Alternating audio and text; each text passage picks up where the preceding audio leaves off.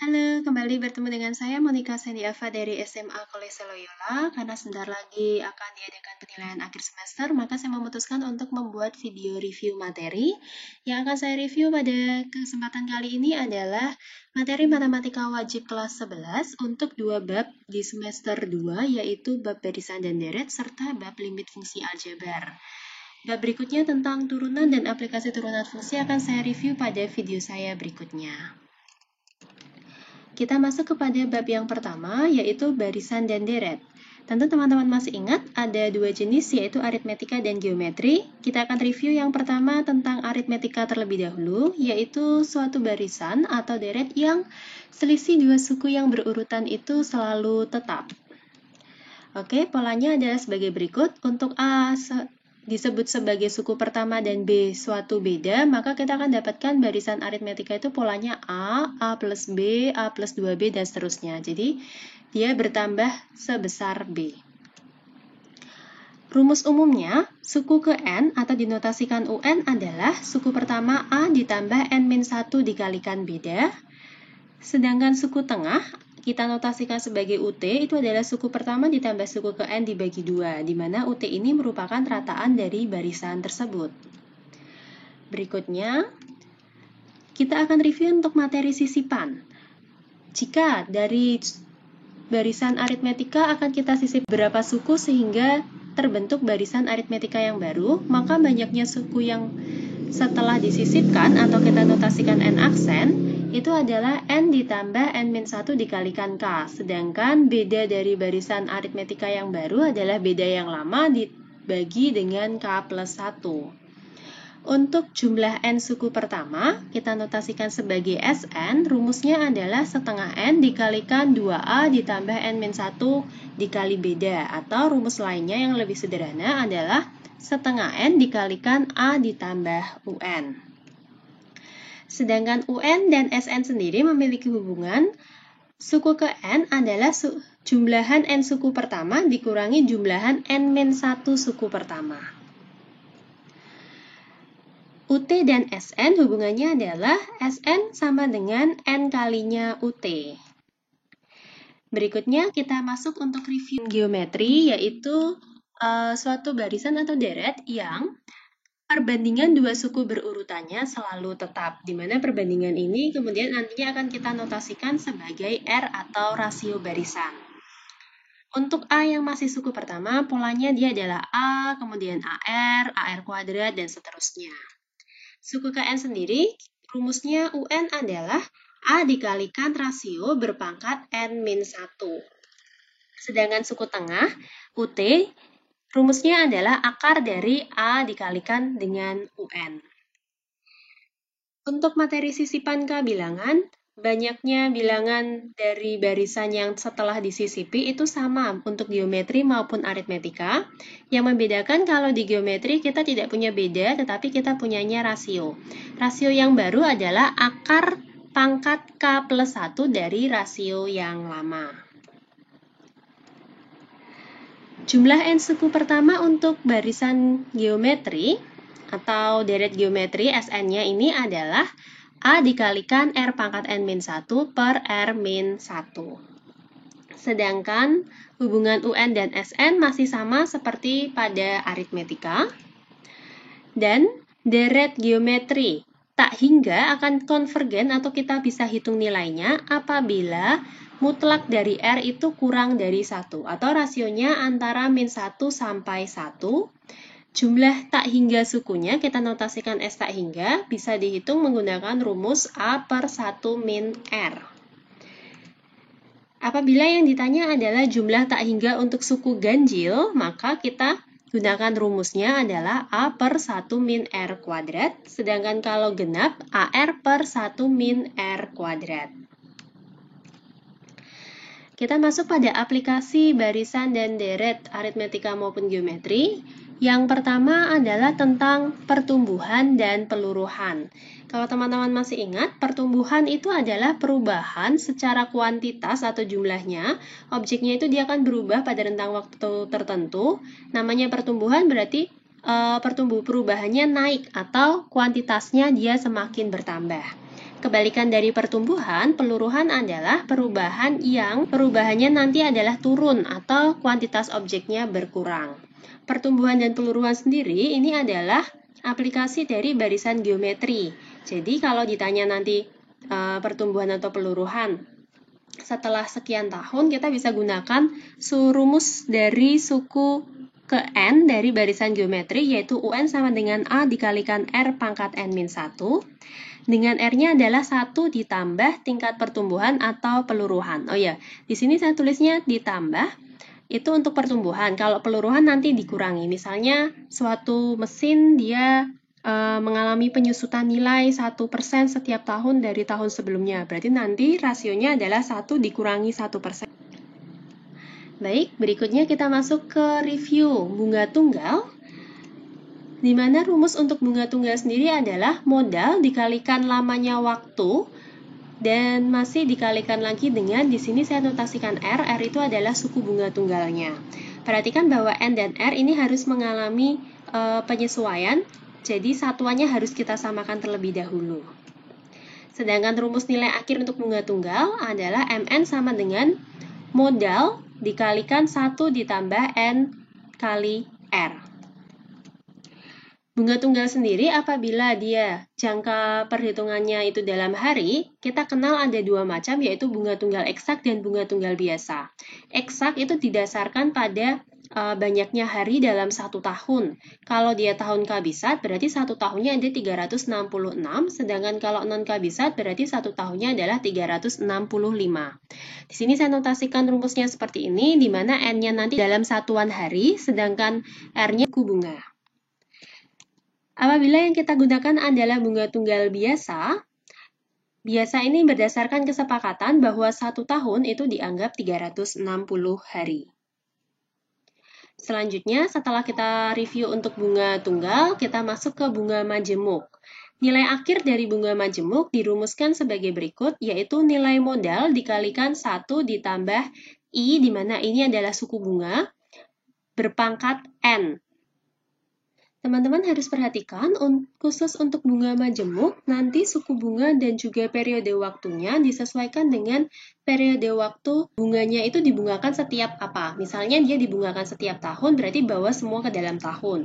Kalau dibungakan setiap bulan, bawa ke bulan. Kalau dalam triwulan, ya dalam triwulan, dan seterusnya. Berikutnya kita kenal yang namanya anuitas atau pembayaran dengan jumlah tetap yang harus dilakukan secara periodik atau berkala. Anuitas sendiri terdiri dari dua hal, yaitu angsuran dan juga bunga. Rumusnya di sini saya tulis NT. NT itu untuk nilai tunai. Jadi nilai tunai dari suatu rangkaian pembayaran anuitas adalah A atau anuitas dikalikan sigma dari 1 plus I berpangkat min K untuk K-nya jalan dari 1 sampai N. Ini kalau ada N periode waktu. Dengan demikian, kalau kita punya rumus ini berarti anuitasnya adalah tinggal kita pindah ruas. Anuitas adalah nilai tunai dibagi sigma dari 1 plus I pangkat min K dari K-nya berjalan dari 1 sampai periode akhirnya yaitu N. Berikutnya, apabila kita diminta untuk membuat tabel rencana angsuran, maka kita buat dulu untuk tahun pertama, hutang awal tahunnya misalnya kita notasikan sebesar H, bunganya akan diperoleh dari hutang awal tahun dikalikan suku bunganya yaitu I, kemudian anuitas ini kan jumlahnya tetap yaitu A besar. Maka angsuran pada akhir tahun pertama, yaitu A kecil, akan kita peroleh dari anuitas dikurangi bunga yang pertama, dikarenakan tadi anuitas terdiri atas bunga dan juga angsuran. Sedangkan sisa hutang itu diperoleh dari hutang awal tahun dikurangi dengan angsuran. Perhatikan bahwa sisa hutang pada akhir tahun pertama nantinya akan menjadi hutang pada awal tahun kedua. Kemudian bunga, angsuran, dan sisa hutang akan kita cari dengan cara yang sama seperti yang tadi sudah saya jelaskan. Berikutnya, kita akan review untuk materi angsuran, hubungan antara angsuran, hutang, dan juga sisa hutang. Apabila kita sudah mendapatkan angsuran yang pertama, maka angsuran tahun-tahun selanjutnya dapat kita cari menggunakan rumus A ke K plus 1 sama dengan A 1 atau angsuran pertama, kita kalikan 1 plus I berpangkat K. Ingat pangkatnya ini berkurang 1 dari yang ditanyakan. Berikutnya untuk hutang, apabila kita sudah dapat angsuran tahun pertama, maka hutang dapat kita cari dengan mengalihkan angsuran tahun pertama, kita kalikan dengan 1 plus I berpangkat N dikurangi 1. Ini dihitung dulu, kemudian dibagi I. Dan sisa hutang sendiri dapat kita peroleh dengan hutang dikurangi angsuran tahun pertama, kita kalikan dengan 1 plus I berpangkat K dikurangi 1 dibagi I. Baik, tadi itu adalah review untuk barisan dan deret. Sekarang kita akan review untuk materi limit fungsi aljabar. Yang pertama, yang akan kita review adalah limit fungsi aljabar di suatu titik. Ini adalah langkah-langkah untuk menentukan nilai limit fungsi aljabar di suatu titik, yaitu silakan lakukan tes limit terlebih dahulu dengan cara mensubstitusikan nilai X sama dengan A ke Fx-nya. Lalu kita cek apakah hasilnya 0 per 0 atau tidak. Kalau hasilnya 0 per 0, maka kita harus memfaktorkan atas faktor yang mungkin, atau kita lakukan perasionalan dengan mengalihkan sekawan, sampai penyebab terbentuknya 0 per 0 ini bisa hilang. Kalau sudah, kita kembali ke langkah tes limit, kita cek lagi sampai dia tidak 0 per 0. Kalau dia bukan 0 per 0, maka itu adalah hasilnya. Sedangkan untuk perasionalan atau kita kalikan sekawan, ingat lagi kalau sekawan untuk pangkat 2, misal saya punya A plus B, maka sekawannya adalah A min B. Begitu pula sekawan A dari A min B adalah A plus B, supaya dia mendapatkan bentuk A kuadrat min B kuadrat. Akan tetapi kalau kita punya pangkat 3, maka sekawan dari A plus B itu adalah A kuadrat min AB plus B kuadrat, sedangkan sekawan dari A min B itu adalah A kuadrat plus AB plus B kuadrat. Di sini cara menghafalkannya, kalau tandanya di sini itu adalah plus, maka A plus B atau A min B-nya nanti akan ngikutin tanda di depan, lalu yang A kali B ini tandanya akan berlawanan. Baik, selanjutnya kita masuk untuk review limit fungsi aljabar yang di tak hingga. Satu rumus pokok yang perlu teman-teman ingat adalah limit fungsi aljabar di tak hingga, limit X mendekati tak hingga dari 1 per X itu sama dengan 0. Ini karena untuk X yang makin besar, maka 1 per X itu akan makin kecil. Cara mencarinya dapat dilakukan dengan cara berikut. Yang pertama, silakan lakukan tes limit. Kalau di suatu titik tadi bentuk tak tentunya adalah 0 per 0, maka di tak hingga bentuk tak tentunya adalah tak hingga per tak hingga, karena ini bukan 1, dan juga tak hingga plus minus tak hingga. Apabila teman-teman dapatkan bentuk tak tentu seperti ini, silahkan perhatikan bentuknya. Kalau dia bentuknya pecahan, silahkan lakukan pembagian atas pembilang dan penyebut dengan variabel yang pangkat paling tinggi, sampai bentuk tak tentunya bisa ditiadakan. Lalu silahkan lakukan tes limit lagi.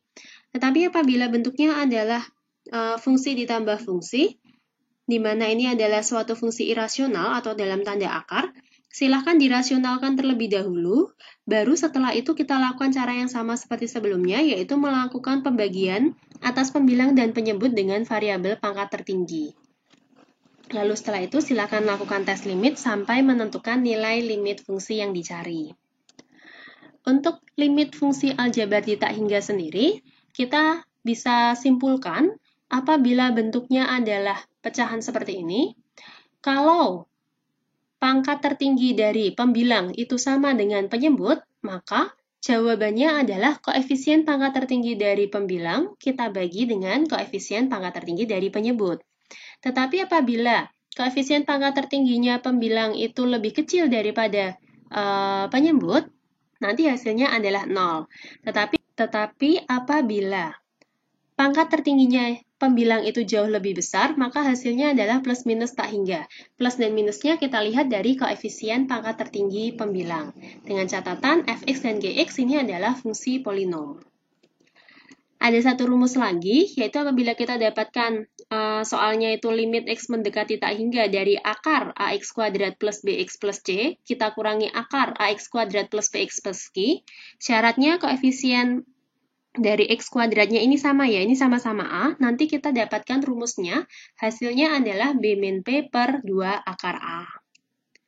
Berikutnya, Ini adalah materi tentang limit fungsi khusus yang kita notasikan dalam bentuk E. Dia bisa dinyatakan sebagai limit X mendekati tak hingga dari 1 plus 1 per X pangkat X, atau limit K mendekati 0 dari 1 plus K pangkat 1 per K. E sendiri ini adalah suatu konstanta yang nilainya adalah 2,71828 sekian. Tetapi nanti kalau teman-teman mendapatkan soal yang bentuknya adalah limit fungsi khusus seperti ini, silakan nyatakan saja jawaban akhirnya dalam E. Materi terakhir dari limit fungsi adalah tentang kontinuitas dan diskontinuitas fungsi. Suatu fungsi f(x) itu akan dikatakan kontinu pada titik x sama dengan a. Syaratnya adalah nilai limitnya itu ada, nilai fungsinya ada, nilai limit sama dengan nilai fungsi. Ingat lagi, limit suatu fungsi dikatakan ada apabila limit kirinya sama dengan limit kanan. Jadi, ini bisa disingkat dalam satu kalimat bahwa limit kiri fungsi sama dengan limit kanan fungsi sama dengan nilai fungsi. Ini adalah syarat supaya suatu fungsi dikatakan kontinu. Baik teman-teman, terima kasih sudah menonton video review materi hari ini. Selamat mempersiapkan diri untuk penilaian akhir semester.